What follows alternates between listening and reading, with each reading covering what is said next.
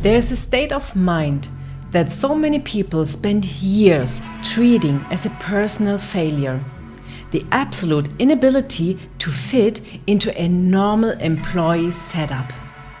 Society is quick to label it as difficult, unadaptable, or not a team player. But when you look behind the scenes of the energetic blueprint, it becomes crystal clear. This isn't a character flaw, it's an architectural necessity. Some people simply aren't built to be cogs in someone else's machine. They carry a birth chart geometry that automatically triggers resistance when faced with external control. Not out of stubbornness, but because their core frequency is programmed for sovereignty and self-determination. When you ignore this geometry and spend years of forcing yourself into rigid hierarchies, you end up draining your life force in a constant fight against your own nature. Let's look directly at 3 very specific frequencies in the natal chart that reveal exactly this.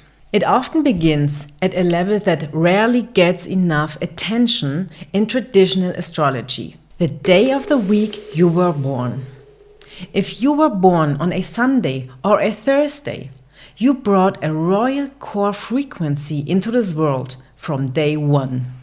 Sunday is ruled by the sun, the center of the system. The sun doesn't serve. It radiates, creates, and leads from its own core. Thursday is ruled by Jupiter, the principle of expansion, vision, and setting your own laws. When you carry a Sun or Jupiter signature like this, the feeling of being controlled by others becomes toxic to your system. Executing orders every day while someone else sets the boundaries for your potential inevitably leads to inner burnout or apathy. This energy demands its own kingdom.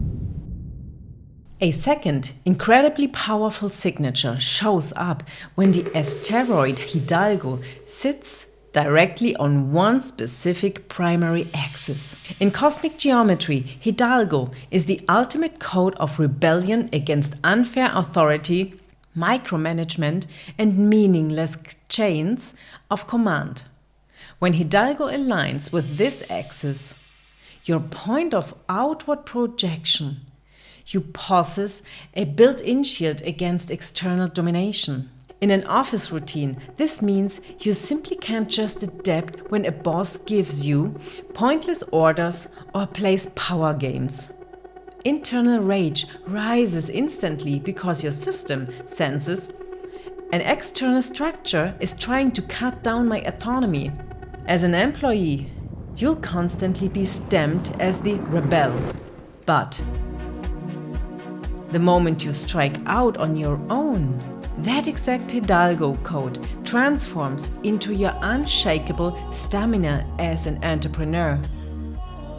And finally, we have the axis of vocation, the 10th house and the midheaven, the MC.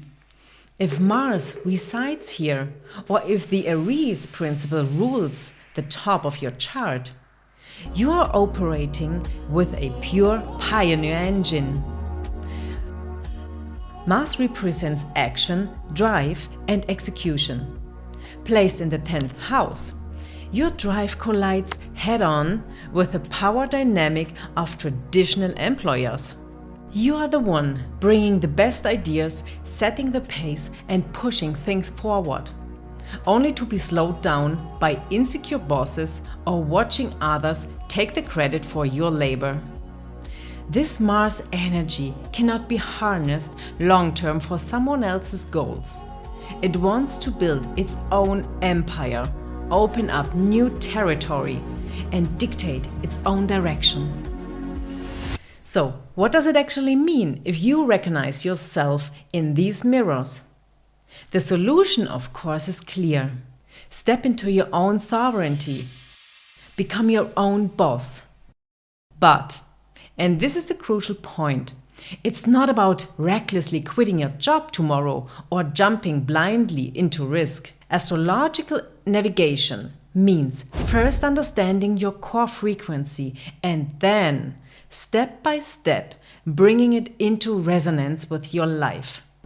Your personal timing, your transits, progressions, and resonance spaces will show you when the right moment has arrived to completely shift your sails. The only thing that matters today is the realization.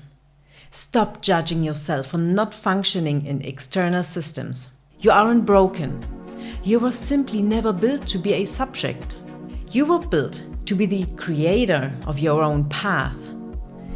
Trust your design. Take good care of yourself, and I'll catch you next time.